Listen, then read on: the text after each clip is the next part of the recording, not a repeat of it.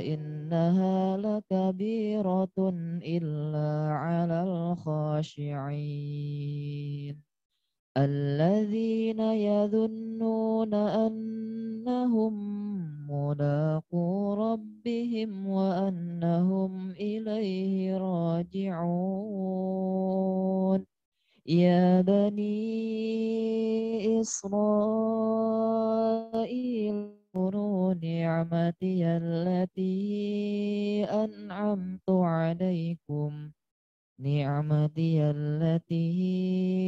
أنعمت عليكم وأني فضلتكم على العالمين واتقوا يوما لا تجزي نفس عن نفس شيئا عن نفس شيئا ولا يقبل منها شفاعة ولا يؤخذ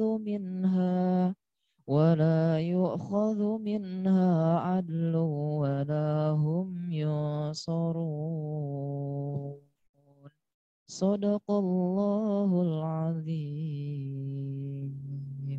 Assalamualaikum warahmatullahi wabarakatuh. Assalamualaikum warahmatullahi wabarakatuh.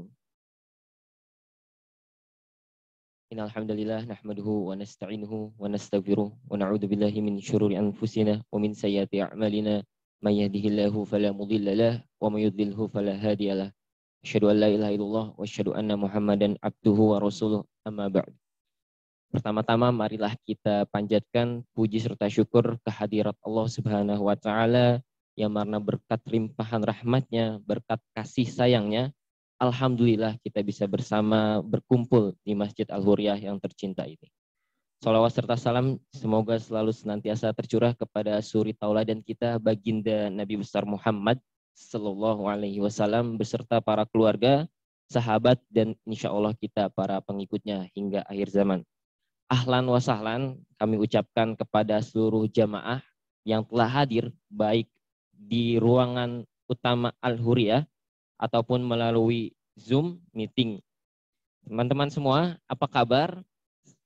Alhamdulillah, saya harap semuanya dalam keadaan sehat dan baik, baik yang di ruangan utama Al-Huriyah dan juga yang ada di ruang Zoom meeting ya.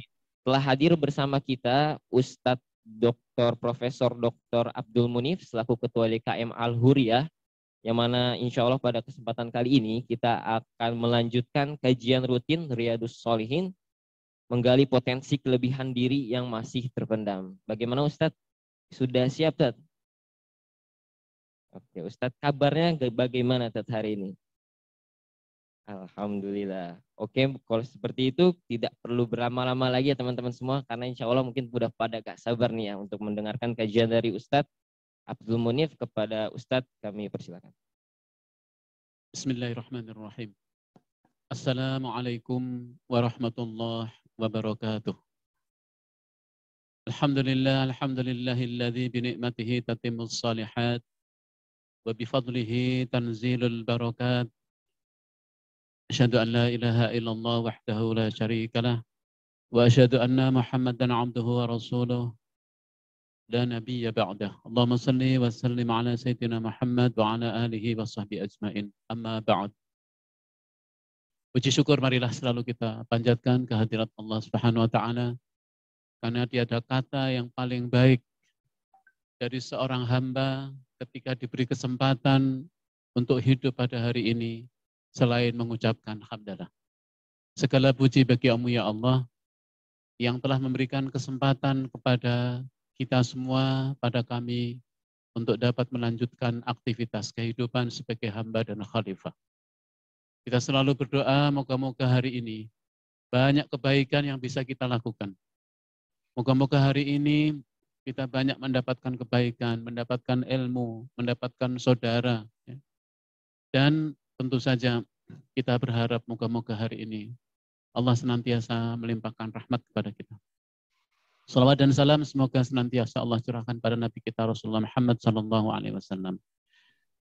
Hadirin jamaah yang berbahagia, insya Allah kita akan melanjutkan kajian hadis di dalam kitab Riyadhus Shalihin. Kita akan memasuki di masih bab 1 hadis yang nomor ke-8. Hadis ini hadis yang diriwayatkan oleh Imam Bukhari dan Imam Muslim. Masih membicarakan tentang pentingnya al-ikhlas atau pentingnya kita meluruskan, memurnikan niat dalam kehidupan ini. Rasulullah bersabda, wa an Abi Musa Abdullah bin Qais al-Ash'ari radhiyallahu anhu. Dari Abi Musa Abdullah bin Qais al-Ash'ari radhiyallahu anhu, moga-moga Allah meridhai. Jadi Abu Musa ini disebut dengan radhiyallahu karena Abu Musa ini adalah sahabat. Jadi sahabat, sekali lagi, sahabat itu adalah mereka yang hidup bersama Nabi dan beriman kepada Nabi. Ini penting. Karena ada yang hidup bersama Nabi tapi tidak beriman. Nah, Su'ila Rasulullah Sallallahu Alaihi Wasallam. Ini diceritakan oleh Abu Musa. Ada seorang yang bertanya kepada Nabi. An rajulin yuqatilu saja'ah wa yuqatilu hamiyatan wa yuqatilu riya'an. Ada seorang yang bertanya kepada Nabi tentang seseorang yang berperang di jalan Allah itu, niatnya pertama ada yang niatnya ingin dikatakan sebagai pemberani, saja'ah. Ada yang berperang, berjihad di jalan Allah itu ingin disebut sebagai pemberani. Wa yuqatilu hamiyatan. Ada juga yang motivasi berperang itu hamiyatan. Hamiyatan itu mungkin karena sombong, karena golongan, karena ingin mendapatkan kehormatan. Atau wa yuqatilu riya'an. Ada yang berperang di jalan Allah itu riya'an. Riya'an itu ya pamer. Atau riya dengan bahasa mudanya. Kemudian sahabat ini bertanya, ayu dzalika fi sabilillah ya Rasul. Di antara 3 orang yang motivasi berjihad tadi, dari 3 golongan itu, ayu dzalika fi sabilillah. Mana yang disebut dengan jihad fi sabilillah ya Rasul? Ini luar biasa. Pertanyaan seorang sahabat itu pertanyaan yang sangat mendalam. Pertanyaan tentang substansi. Karena ini menyangkut tentang motivasi. Faqala, berkata Rasulullah Sallallahu Alaihi Wasallam, man qatala litakuna kalimatallahi hiyal ulya fahuwa fi sabilillah. Barang siapa yang berjihad, barang siapa yang berperang, litakuna kalimatallahi hiyal ulya. Tujuannya agar kalimah Allah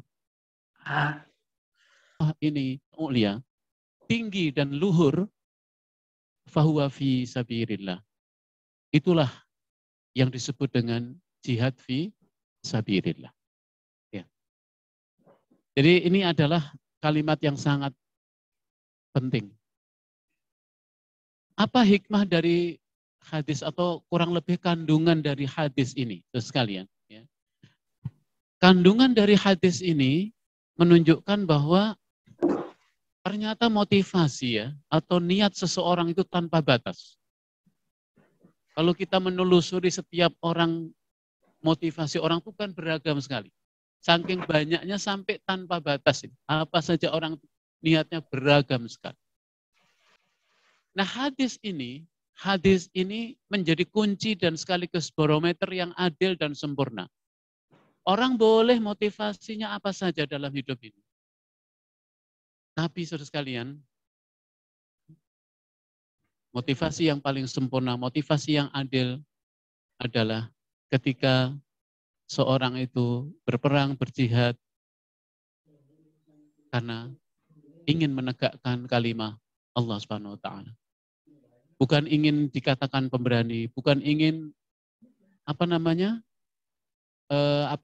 untuk dianggap sebagai golongannya paling baik, paling tinggi. Dan lain, bahkan tidak ada di dalam sejarah Islam pun hanya itu motivasinya. Ya. Di komunitas Arab pada waktu zaman Rasul pun juga sangat dijaga oleh Rasulullah. Ya. Bukan karena ingin bahwa Arab ini di atas segalanya, enggak. Bahkan Rasulullah dengan kunci mengatakan, kalian semua ini dari seorang laki-laki Adam dan seorang wanita Hawa. Tidak ada kelebihan antara Arab dan Ajami, kecuali adalah yang paling bertakwa kepada kamu. Jadi ini motivasi.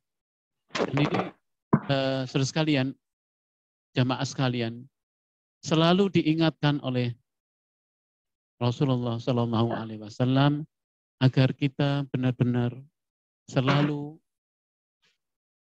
tidak hanya mengevaluasi, tapi selalu memperbaiki niat sekecil apapun. Tentu makna perang, makna jihad ini puncak dari sebuah pengabdian kepada Allah itu adalah jihad dan berperang di jalan Allah. Tapi sebetulnya pengabdian kita sebagai khalifah kepada Allah, sebagai hamba Allah, itu kan ada juga di bawah perang, mulai dari bekerja, ya. Kemudian juga belajar. Ini semua termasuk dalam konteks jihad ketika niatnya kita benar. Jadi sekali lagi mengartikan hadis ini bahwa ternyata yang bernilai itu hanya perang. Perang ini puncak dari penghambaan kita kepada Allah SWT. Kalau memang Allah meminta kita untuk berperang di jalannya, kita nggak boleh mundur. Tapi jangan nunggu perang baru kita kemudian memperbaiki niat. Jadi seluruh aktivitas kita ini adalah wujud dari pengabdian kita kepada Allah Subhanahu wa taala. Jadi Rasulullah SAW tentu atas bimbingan wahyu Allah membuka hati-hati manusia. Kira-kira begitulah motivasi manusia itu dalam hidup. Bermacam-macam. Jadi saudara sekarang bisa memahami, oh ternyata memang motif orang itu dalam hidup itu sangat beragam, bahkan tanpa batas. Rasulullah hanya menyebutkan 3 kelompok besar, ya, karena dianggap sebagai pemberani, ya, supaya dianggap sebagai golongan terbaik. Tapi Rasulullah mengatakan bahwa semuanya itu menjadi sia-sia ketika tidak semata-mata karena ingin meninggikan kalimat Allah. Apa yang dikatakan ingin meninggikan kalimat Allah Subhanahu wa taala ini? Meninggikan kalimat Allah Subhanahu wa taala ini itu adalah menjadi puncak pengabdian kita. Ada sebuah ayat di dalam Al-Qur'an, mungkin yang saya baca mushaf, yaitu dalam surat Al-1. Allah SWT berfirman, alladzina immakkannahum fil ardi aqamus shalah wa atawuz zakah wa amaru bil ma'ruf wa nahaw 'anil munkar walillahi aqibatul umur. Wa la yansurullaha may yansuruh. Allah pasti akan menolong orang yang menolong agama Allah. Siapa yang menolong agama Allah itu? 3 dalam ayat surat Al-Hajj. Yang dikatakan menolong agama Allah itu 3. Pertama adalah yaitu alladzina immakannahum aqamus shalah. Mereka yang dimanapun dia berada senantiasa menegakkan jamaah-jamaah sholat. Jadi orang yang dikatakan menolong agama Allah, meninggikan agama Allah itu adalah mereka yang menegakkan sholat. Bukan melaksanakan saja loh ya, menegakkan. Karena kalimatnya aqamu, membangun jamaah musallin dimanapun dia berada. Jamaah musallin itu apa? Tidak melaksanakan sendiri, tapi membangun jamaah. Termasuk memakmurkan masjid. Tidak ada amalan yang paling harus disegerakan dengan sempurna, itu sholat. Makanya sholat itu bukan laksanakan sholat di awal waktu. Laksanakan sholat bersama-sama jamaah di masjid. Sebetulnya begitu kalimatnya. Pokoknya saya sholat di awal waktu, Ustaz. Enggak, di situ adalah aqamu, membangun. Sholat itu dibangun, bukan semata-mata dikerjakan. Kalau Anda mengerjakan, dikerjakan selesai. Tapi kalau membangun kan beda ya. Kalau bangun sampai selesai, sampai kalau bangunan itu sampai kelihatan bangunannya. Ya kalau tukang cuma batang 1-2 bata, selesai sudah bangun, sudah. Tapi itu bukan jadi bangunan. Aqamus shalah. Yang kedua, wa atawuz zakah. Mereka yang membangun jamaah muzakin. Bukan hanya melaksanakan, tapi membangun, saudara. Mengajak orang, mengorganisir orang untuk berzakat. Itu yang. Nah, yang ketiga adalah yaitu senantiasa wa amaru bil ma'ruf wa nahu anil munkar. Amar ma'ruf nahi munkar, dakwah. Mengajak orang kepada kebaikan, inilah amalan yang harus kita lakukan selama hidup. Alladzina im makannahum fil ardi. Mereka yang apabila aku tempatkan dimanapun dia berada di bumi ini melaksanakan 3 hal. Yaitu membangun jamaah musholin, membangun jamaah muzakin, membangun amar ma'ruf nahi mungkar. Insya Allah, Allah akan bertolong. Jadi hadirin, ini saudara sekalian, hadis ini maknanya sangat-sangat luas, tapi intinya adalah bahwa amal soleh itu sangat diperhitungkan oleh Allah berdasarkan pada niat yang benar, niat yang sahih. Betapa pentingnya niat. Kenapa? Boleh jadi nih, orang itu kelihatan biasa, tapi niatnya itu yang luar biasa, hanya dia dengan Allah yang paling tahu. Kenapa? Karena niat ini adalah urusan seseorang hanya dengan Tuhannya.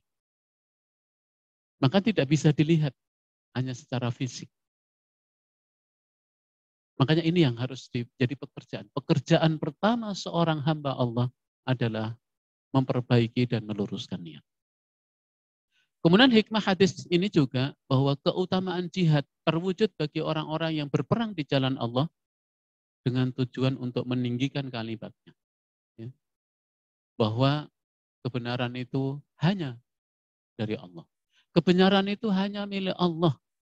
Dan kebaikan dan keberkahan itu hanya akan terwujud apabila kalimah Allah ya, ditegakkan dalam kehidupan ini. Ini keyakinan. Karena itu kita tidak akan pernah berhenti untuk terus menegakkan agama ini dengan cara mendakwahkannya. Ya.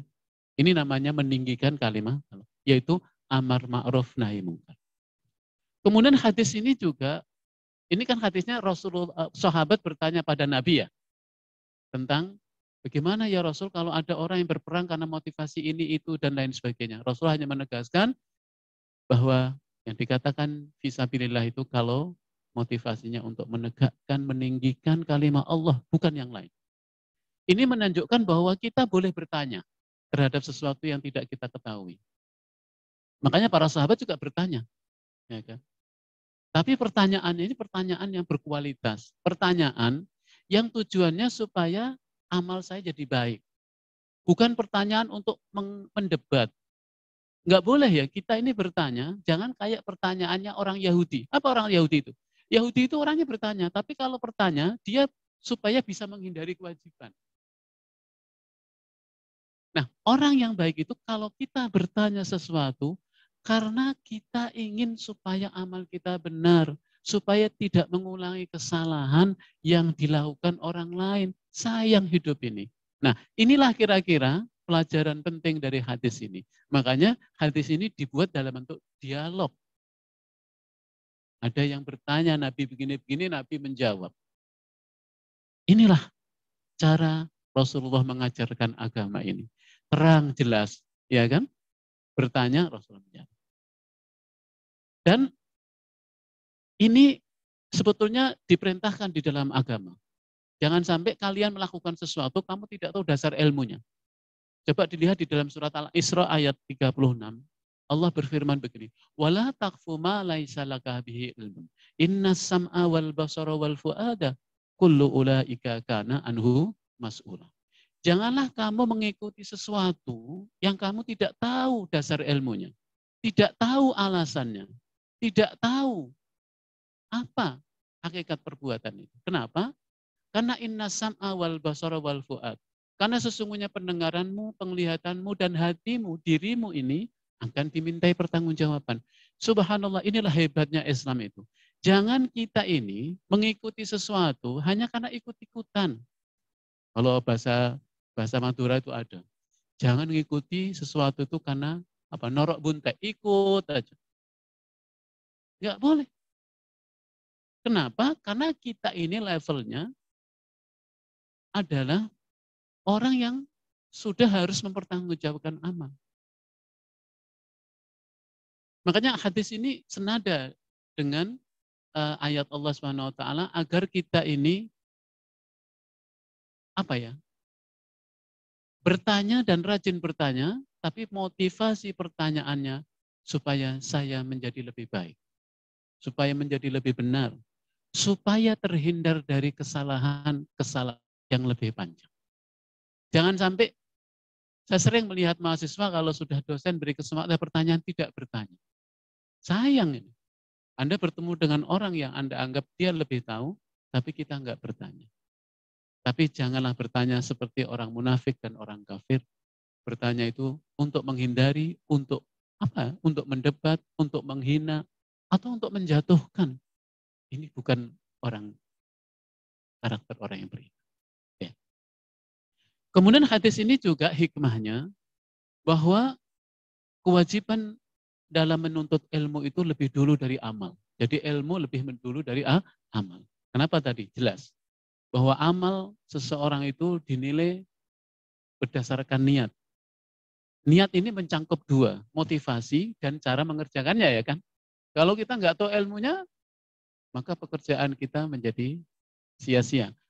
Karena dalam Al-Quran dikatakan ada orang yang menganggap perbuatannya itu baik, padahal itu buruk.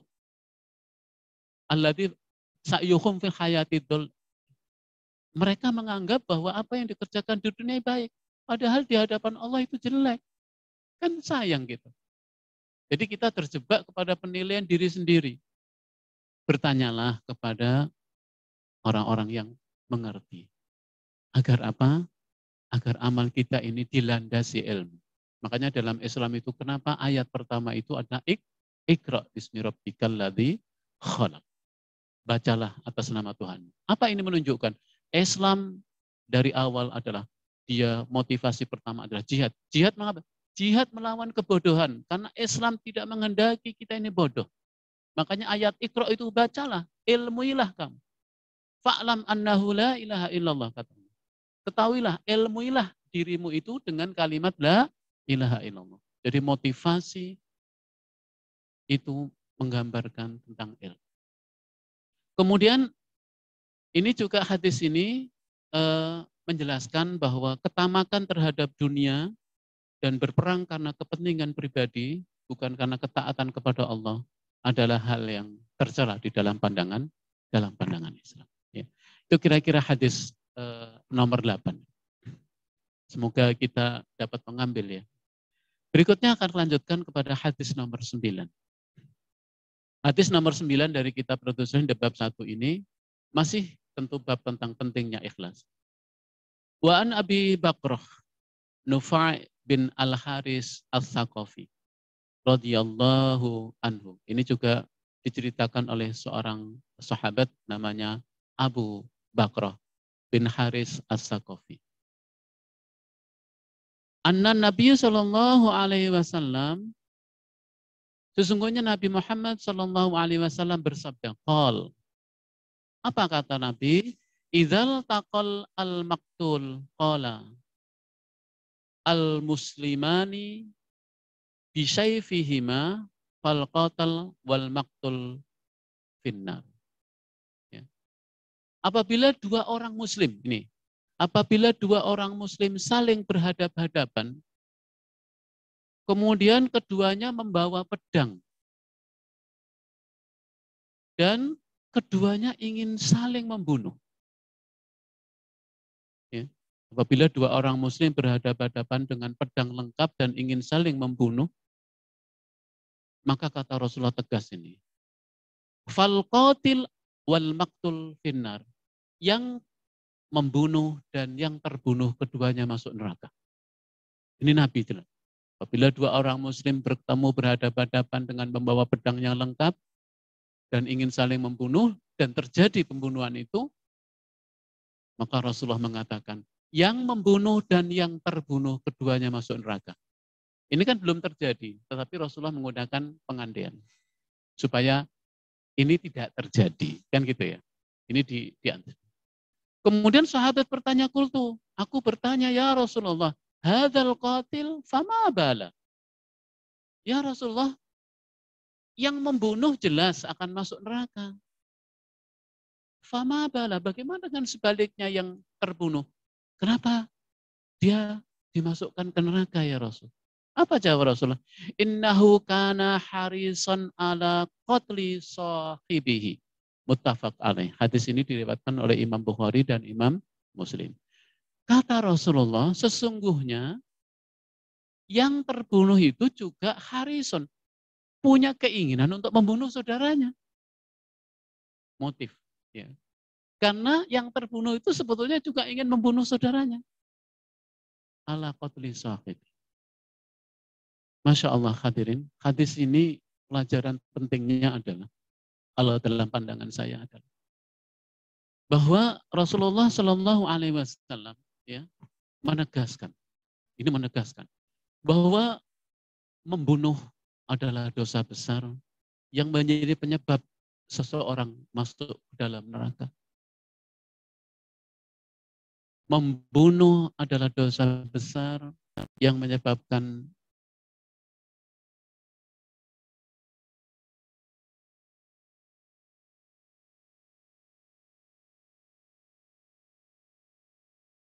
seseorang yang membunuh satu orang itu dianggap membunuh seluruh manusia. Dan mereka yang menghidupkan satu orang dianggap sama dengan menghidupkan seluruh manusia. Bagaimana di dalam Islam itu harga seorang manusia? Kita diperintahkan oleh Allah untuk memuliakan manusia, karena Allah juga memuliakan manusia. Walaqad karramna bani Adam. Sesungguhnya kami telah memuliakan Adam. Jadi seluruh Bani Adam ini dimuliakan oleh Allah Subhanahu wa Ta'ala. Siapapun mereka. Karena itu ciptaan Allah. Allah memuliakan ciptaannya. Artinya Allah telah memberikan yang terbaik pada seluruh ciptaannya. Nah karena itu di dalam hadis ini Rasulullah memberikan pelajaran agar itu tidak dilakukan. Karena itu hikmah lain dari hadis ini adalah barang siapa yang berkeinginan keras untuk berbuat maksiat dengan sepenuh hati dan penuh konsentrasi untuk melakukan kemaksiatan itu, serta penting mendekati sebab-sebab dari kemaksiatan itu, maka dia berhak mendapatkan siksaan dari Allah Subhanahu wa Ta'ala. Ini penting ya, garis bawahi. Barang siapa yang berkeinginan keras ya, untuk melakukan maksiat, sepenuh hati, kemudian konsentrasi, ya, menyusun, merencanakan, kemudian terus dia berusaha untuk menciptakan dan mendekati sebab-sebab sehingga dia melakukan kemaksiatan, semua itu dosa kumulatif. Itu adalah layak dia mendapatkan siksaan dari Allah Subhanahu wa Ta'ala. Karena itu hadis ini diceritakan kepada Nabi sebagai khobar, sebagai berita. Ini kan nggak ada yang bertanya, tapi Rasulullah memberitakan saja, ya, untuk jadi pelajaran bahwa bagaimana dosa membunuh itu dan bagaimana Allah Subhanahu wa Ta'ala memuliakan manusia. Kemudian hadis ini juga menegaskan bahwa memang karena ini belum terjadi, maka sebetulnya Allah memiliki kekuasaan penuh. Apakah seseorang itu akan diampuninya, ataukah seseorang itu akan disiksanya? Itu memang menjadi kewenangan Allah Subhanahu wa Ta'ala. Karena itu Rasulullah SAW memberitakan, ya kan, sebab-sebab yang menjadikan seseorang itu mendapatkan siksa dan sebab-sebab seseorang itu mendapatkan ampunan. Ya kan? Innallaha la yughayyiru ma biqaumin hatta yughayyiru ma bi anfusihim. Allah tidak merubah nasib suatu kaum sampai kaum itu merubah diri mereka masing-masing. Jadi perubahan itu harus pada level diri sendiri. Level diri kita harus. Kemudian hadis ini menegaskan juga bahwa detak hati, bisikan-bisikan jiwa itu termasuk hal-hal yang sering terjadi pada manusia, tapi itu termasuk perihal yang dimaafkan oleh Allah ketika dia dapat mengendalikannya. Jadi ini apa ya, sifat Rahman dan Rahim Allah SWT.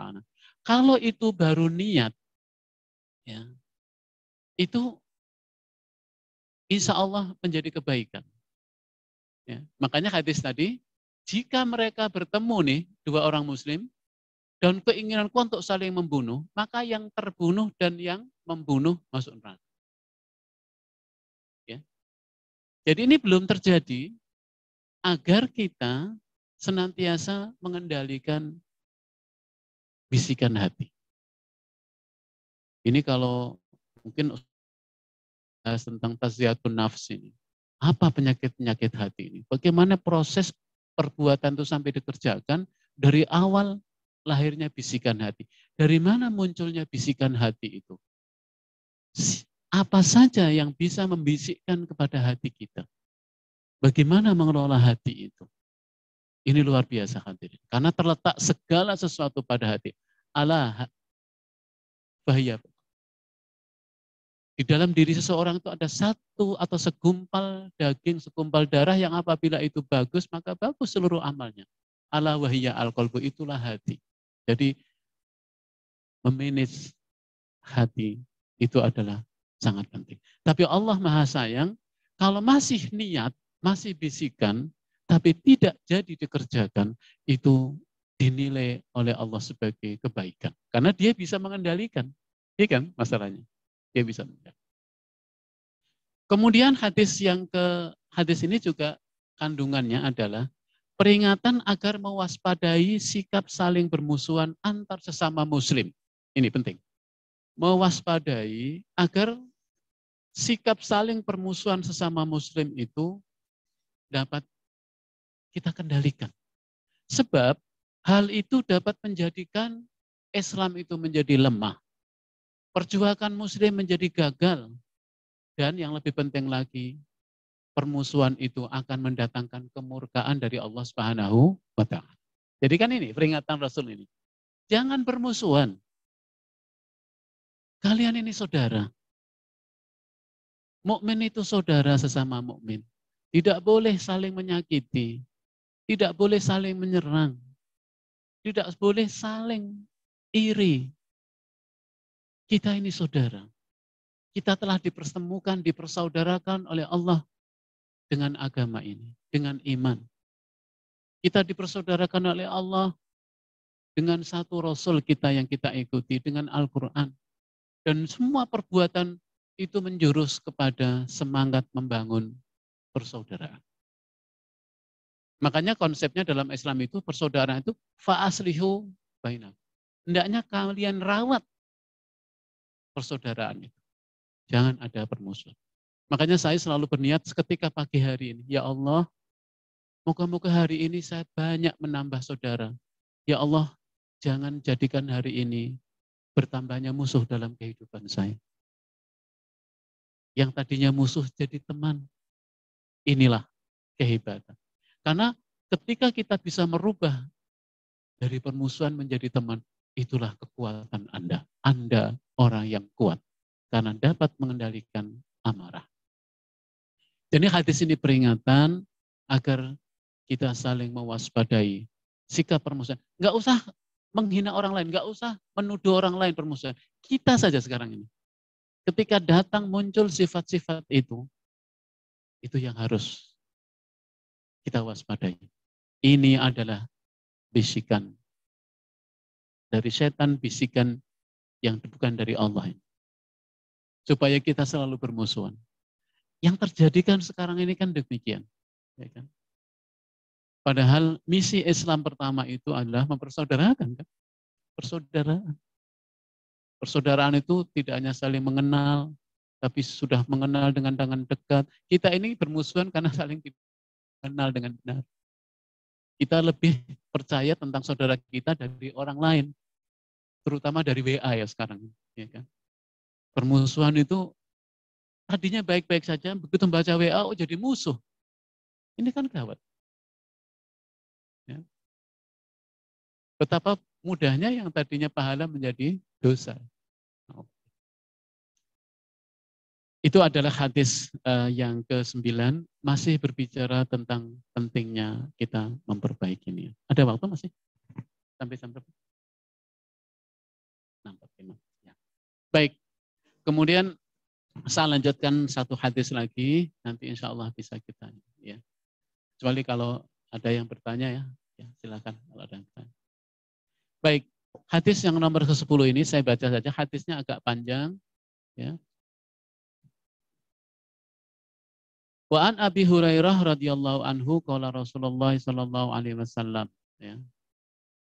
Salatar rajuli fi jama'atin tazidu ala salatihi fi syauqihi wa baitihi bid'an wa isrina darajatan. Wa dzalika anna ahadahum idza tawaddaa fa ahsanal wudu'a thumma atal masjida la yuridu illa salat. Jadi hadis ini menegaskan, hadisnya agak panjang, saya coba terjemahkan, saya baca terjemahannya kurang lebih. Dari Abi Hurairah, kita kenal Abi Hurairah ini adalah seorang sahabat ya, yang banyak meriwayatkan hadis. Abi Hurairah ini termasuk Ahlus Suffah. Ahlus Suffah itu ya bahasa kerennya marbot lah. Ya. Marbot, Abi Hurairah ini. Ya.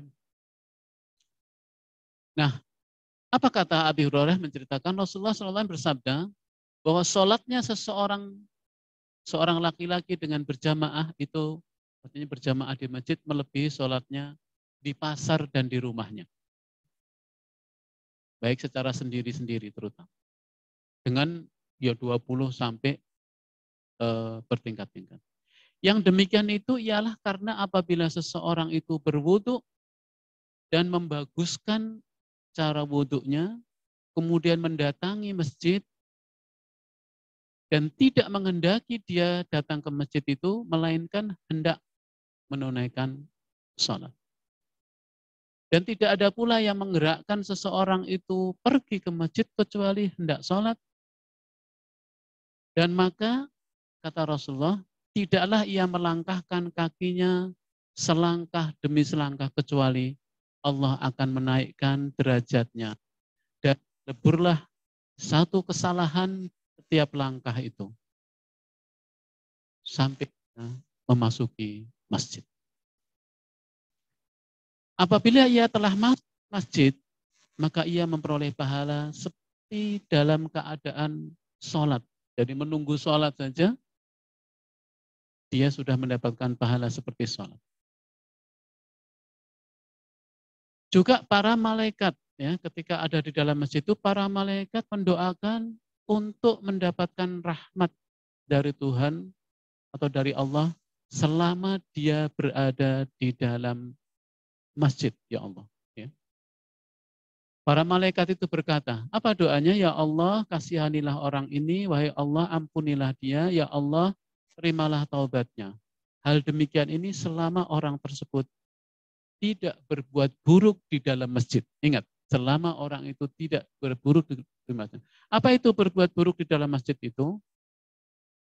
Membicarakan tentang keduniaan, membicarakan keburukan saudaranya, mengumpat, memfitnah saudaranya di dalam masjid, bahkan sampai menyakiti dan bentuk-bentuk yang lain keburukan. Dan selama di masjid itu, dia tidak sampai berhadas. Artinya tadi, memperbaiki wudhunya dan wudhunya. Nah ini saudara sekalian, luar biasa nih hadis. Ya. Hadis ini menerangkan tentang apa ya? Suatu amalan yang sering kita remehkan. Rasulullah menegaskan bahwa sholat di masjid berjamaah di awal waktu itu lebih utama bagi laki-laki terutama ini, bagi laki-laki daripada sholat di rumah, bahkan di pasar. Walaupun sholat di rumah dan di pasar itu hal yang diperbolehkan. Jadi sendirian itu diperbolehkan, tetapi Rasulullah menegaskan bahwa sholat berjamaah lebih utama dari sholat sendirian, baik itu di rumah sekalipun, tapi ini sekali lagi untuk yang laki-laki. Kemudian hadis ini juga menegaskan bahwa di antara tugas para malaikatnya itu adalah mendoakan orang-orang yang beriman, memohonan ampun pada mereka, terutama adalah mereka yang istiqomah di masjid. Jadi para malaikat itu nungguin orang-orang yang ada di masjid. Karena orang yang di masjid itu mesti orang-orang yang tadi. Dia datang ke masjid motivasinya hanya satu. Ingin tidak ketinggalan sholat. Ingin mengejar keutamaan sholat. Supaya ikut berjamaah. Ya, bersama jamaah kaum muslimin yang lain. Dan hikmahnya apa dengan sholat berjamaah itu? Kita itu ingin, saudara, bahwa masjid, ketika kita sholat di masjid berjamaah itu, kita akan bangga bahwa Islam itu besar, Islam itu banyak. Tolonglah syiarnya juga kuat dengan sholat di masjid itu, bahwa kita ini besar dengan sholat di masjid itu. Ketika kita bersama-sama ada di sholat Jumat misalnya, subhanallah, kita yang seakan-akan kita ini besar ketika kita bersama-sama ada dalam masjid. Makanya inilah yang menjadi kesedihan ya, saya ketika alhamdulillah memiliki masjid yang demikian besar. Ya. Karena itu mari kita maksimalkan, ajak teman-temannya sedapat mungkin untuk bisa waktu sholat saja di masjid, terutama di awal. Untuk menunjukkan. Kenapa? Karena tadi setiap langkah kita menuju masjid itu diberikan pahala oleh Allah. Bahkan setiap langkahnya itu menghapus satu kesalahan. Ya Allah. Sampai-sampai dalam sebuah hadis yang lain, makin jauh langkah-langkahnya makin baik. Karena itu pahala. Ini kan begini, ini terbentuk amalan yang tidak kita sadari, tapi pahalanya besar. Ya kan, kita nggak menyadari ini. Tapi ini pahalanya besar di sisi Allah Subhanahu wa Ta'ala.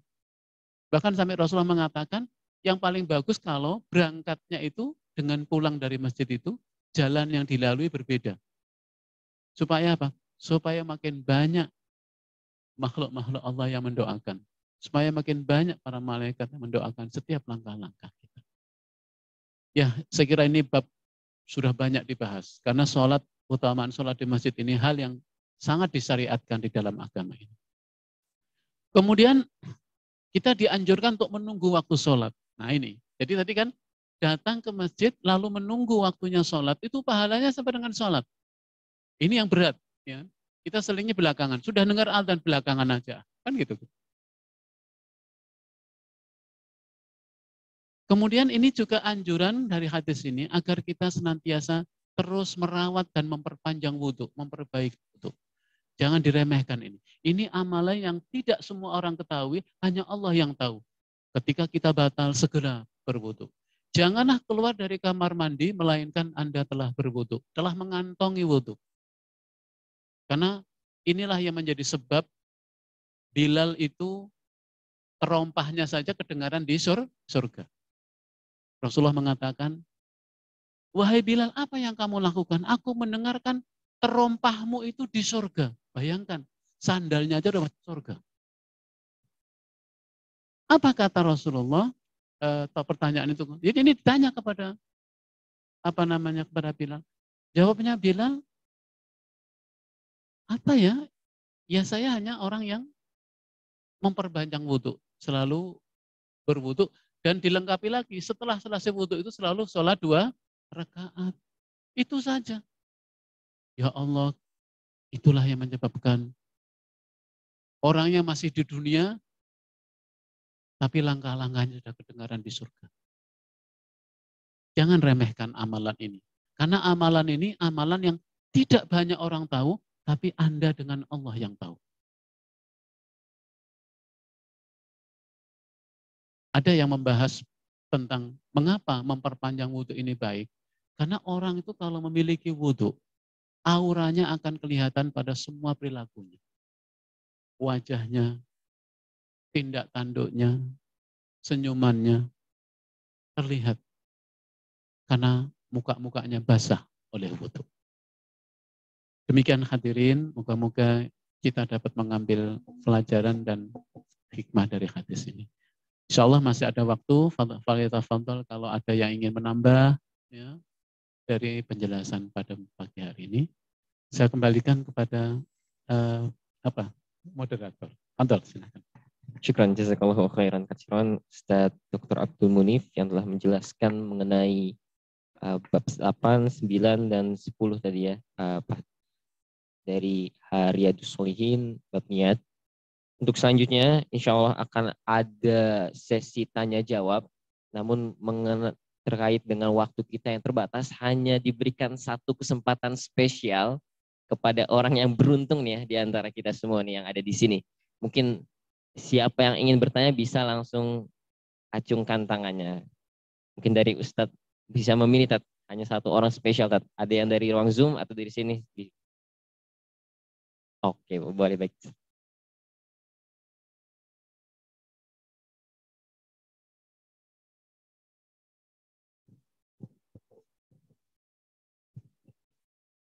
Bismillah, syukran atas kesempatannya Ustadz, izin bertanya terkait dengan hadis yang terakhir yang ada keterangan selama ia menjaga wudhu dan tidak membicarakan keduniaan. Nah, jujur saya pribadi masih belum mendapatkan gambaran yang begitu jelas tentang membicarakan keduniaan itu yang dimaksud seperti apa gitu Ustaz. Mohon izin bisa lebih detail sedikit lagi. Jadi hadis ini tadi kan, barang siapa yang datang ke masjid, kemudian dia berwudu, dan selama di masjid, dia terus memperbaiki wudhunya. Artinya kalau hadas, dia memperbaiki wudhunya. Jadi ini bicara selama di masjid. Dan selama di masjid itu, dia tidak membicarakan aspek-aspek keduniaan. Jadi bukan di luar ya, tapi di dalam masjid. Selama di masjid, dia tidak membicarakan aspek-aspek keduniaan. Apa itu di antara keduniaan ini? Ada yang meriwayatkan di sini adalah berbagai macam transaksi dan proses transaksi yang berkaitan dengan jual beli, ya kan? Di dalam masjid, ya kan? Di dalam masjid, bukan di luar area masjid. Kemudian keduniaan itu juga termasuk hubungan-hubungan yang berkaitan dengan masalah-masalah transaksional, ya. Apakah itu sewa menyewa, kemudian transaksi jual beli, kemudian ini di dalam masjid ini insya Allah dia selalu dalam lindungan dan rahmat Allah, selalu didoakan. Kenapa? Karena begini, ya. Malaikat ini adalah makhluk Allah yang suci, ya. Dan dia hanya akan mendoakan mereka-mereka, sucikan hatinya, dan ketika ke masjid itu memang semata-mata ingin membersihkan dirinya, ingin bertobat kepada Allah Subhanahu wa taala. Karena itu kalau kita di masjid kan pergunakan ketika di masjid itu perbanyaklah membaca istighfar, membaca sholawat, tilawah Al-Quran, kemudian coba renungkan, tadaburi ayat-ayatnya, membaca hadis, merenungi makna-maknanya, itu kan semua akan menjadi pelajaran yang membersihkan hati-hati kita. Jadi kalau keduniaan itu nantilah begitu keluar dari masjid. Nah, boleh. Jadi di masjid ini waktu yang sangat indah untuk. Makanya usahakan adik-adik sekalian, saudara sekalian, datanglah ke masjid lebih awal supaya ada waktu untuk berdoa, beristighfar kepada Allah. Rasulullah SAW itu dalam keterangan beristighfar itu 100 kali itu bukan sehari semalam, sehabis setelah selesai sholat, ya. Selalu beristighfar. Jadi selama di masjid dia merawat wudhunya dan menghindari itu, ya, insya Allah. Tentu Anda yang bertanya gimana kalau di masjid lalu membahas tentang bab munakahat, nggak apa-apa karena itu kan ilmu, ya kan? Disampaikan ilmu, ya kan, di mana? Jual beli di bawah boleh nggak dibaca? Boleh, kan tidak lakukan transaksi, itu ilmunya. Ya. Kalau ilmu silahkan. Mungkin kurang lebih begitu yang saya sampaikan. Ada satu dari akhwat, ada yang bertanya? Mungkin bisa dari yang ruang Zoom terlebih dahulu, Ustaz. Ada satu, ada Mas Ardian Ramadan. Mungkin bisa langsung open mic, Mas Ardian. Iya, terima kasih atas kesempatannya MC, dan terima kasih Ustadz telah memberikan paparan materinya. Saya tertarik dengan hadis ke-8 tadi Ustadz mengenai jihad untuk meninggikan kalimat Allah. Teringat salah satu Quran, salah satu ayat di Al-Surat 102 yang artinya pada ayat 5 apabila telah Ardian mungkin bisa diulang orang-orang musyrik. Sedikit kesalahan teknis di sini. Mungkin bisa didekatin ke Ustadz HP-nya. Oke.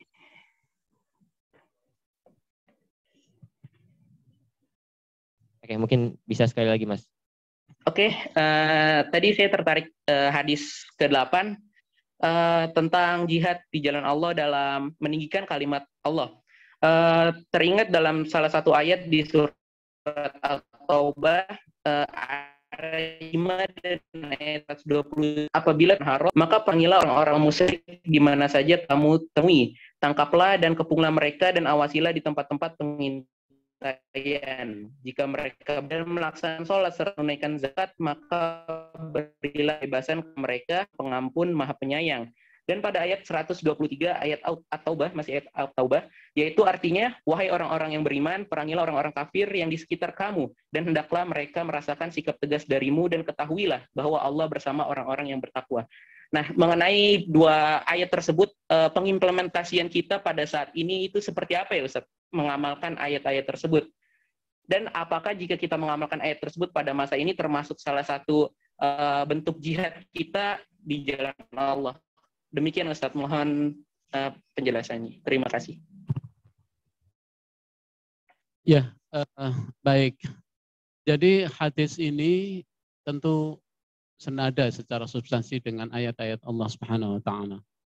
Bahwa kewajiban kita untuk berjihad di jalan Allah Subhanahu wa taala itu adalah kewajiban yang melekat pada setiap diri orang-orang yang beriman, orang-orang muslim. Mulai dari kewajiban ini diwajibkan yaitu ketika masa Rasulullah sampai yaumil kiamah. Ya, ini penting. Kemudian yang dikatakan dengan adalah sudah saya sampaikan bahwa puncak dari jihad itu adalah yaitu berperang di jalan Allah Subhanahu wa taala. Tapi proses jihad itu sendiri atau aktivitas jihad itu dimulai dari aktivitas-aktivitas yang mengajak orang kepada amar ma'ruf nahi mungkar. Jadi ini adalah juga bagian dari jihad fisabilillah. Ketika kita berdakwah, sebetulnya kita adalah meninggikan kalimat Allah. Karena yang kita sampaikan itu adalah firman-firman Allah. Yang kita sampaikan adalah kebenaran Allah. Yang kita sampaikan adalah sabda Rasulullah Muhammad SAW. Ya. Karena itu kita diperintahkan oleh Allah sampai kapanpun. Nah kemudian bagaimana mengimplementasikan ayat-ayat ini maupun juga hadis ini dalam konteks kekinian, tentu adalah yang paling utama adalah yaitu semangat kita untuk senantiasa menunaikan perintah amar ma'ruf nahi mungkar. Inilah konteks kekinian jihad yang harus terus ditegakkan dalam kehidupan ini, yaitu kita tidak boleh berhenti. Kita tidak boleh terus berjihad mengajak orang memperkenalkan, dakwahkan ayat-ayat Allah dan kebenaran Allah ini. Sehingga mereka sampai jelas. Karena begini, jangan sampai kita ini belum melakukan yang terbaik sehingga orang itu mendapatkan gambaran yang jelas. Maksud saya begini, kita tidak boleh memusuhi orang, apakah kita benar bahwa kita memusuhi, apakah kita memang sudah berdakwah dengan benar pada mereka? Jangan-jangan kita sudah belum mendakwahkan dengan benar. Karena begini, Ketika kita belum mendakwakan, terus belum apa-apa sudah menghukumi orang, kita bisa salah, ya kan? Jadi kita harus dengan penuh kesabaran mengajari dan mengajarkan tentang Islam ini. Sehingga sampai orang itu ngambil keputusan, saya menerima atau saya menolak. Ada sebuah kisah, saya pernah baca hadisnya. Ada seorang kafir Quraisy datang kepada Nabi, ya Muhammad, saya ingin masuk Islam, tapi saya beri kesempatan seminggu atau 3 hari waktu itu. Apa kata Nabi? Jangan seminggu, saya beri kesempatan kamu sebulan, pelajari. Ya, jadi nggak ada paksaan di sini kan? Jadi kenapa? Dakwah ini sudah sampai kepada orang dengan jelas, dengan clear. Karena Islam ini adalah seperti sinar matahari. Dia jelas, clear, nggak ada yang ditutupi di dalam agama ini. Kenapa? Supaya orang itu dapat memutuskan saya menerima ataukah menolak. Yang tidak boleh, kita kemudian memerangi, menindak secara fisik dengan alasan saya sudah mendakwai. Belum tentu. Ini yang nggak boleh. Ya, mungkin itu pemahaman saya ya Mas Ramadan. Jadi konteks kekinian tentunya adalah masih akan tetap berlaku, kita diperintahkan oleh Allah untuk amar ma'ruf nahi mungkar. Bukan untuk memutuskan, bukan untuk memeranginya secara fisik, karena tugas kita adalah amar ma'ruf nahi mungkar. Ya. Berperang adalah merupakan puncak, dan itu adalah waktu dan kesempatannya kita serahkan kepada Allah Subhanahu wa Ta'ala. Mungkin itu ya sedikit sebagai penjelasan kebenaran dari Allah Subhanahu wa Ta'ala. Kesalahan mungkin kesalahan saya. Syukran jazakallahu khairan katsiran. Mungkin tadi yang dari ikhwannya udah, dari Zoom-nya udah, satu lagi mungkin yang dari akhwatnya ada yang ingin bertanya Tat. Dipersilahkan. Kurang jelas mungkin bisa pakai mic.